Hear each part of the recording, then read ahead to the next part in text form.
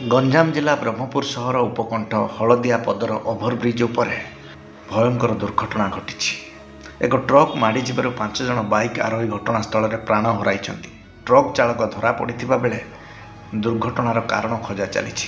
ମୁଖ୍ୟମନ୍ତ୍ରୀ ମୋହନ ଚରଣ ମାଝୀ ପ୍ରତି ମୃତକଙ୍କ ପରିବାର ଲାଗି 4 ଲକ୍ଷ ଟଙ୍କା ଲେଖାଏଁ ଅନୁକମ୍ପା ରାଶି ଘୋଷଣା କରିଛନ୍ତି।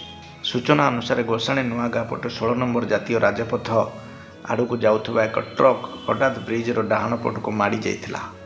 କେହି କିଛି ବୁଝିବା ପୂର୍ବରୁ ବିପରୀତ ଦିଗରୁ ବ୍ରହ୍ମପୁର ଆଡ଼କୁ ଆସୁଥିବା 3ଟି ବାଇକ୍ ଉପରେ ଟ୍ରକ୍ଟି ଚଢ଼ିଯାଇ ଡାହାଣ ପଟ ଡିଭାଇଡର କାନ୍ଥରେ ପିଟି ହୋଇ ଅଟକିଥିଲା।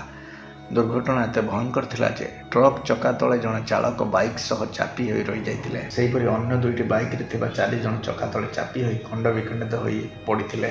ପୁଲିସ ପହଞ୍ଚି ତୁରନ୍ତ ସମସ୍ତ ଶବକୁ ଜବତ କରି ବ୍ୟବଚ୍ଛେଦ ପାଇଁ MKCG ଡାକ୍ତରଖାନାକୁ ପଠାଇଥିଲା। ପରେ କ୍ରେନ୍ ଲଗାଇ ଟ୍ରକ୍କୁ ଟେକି ତଳୁ ବାଇକ୍ ଓ ମୃତଦେହ ଉଦ୍ଧାର କରାଯାଇଥିଲା।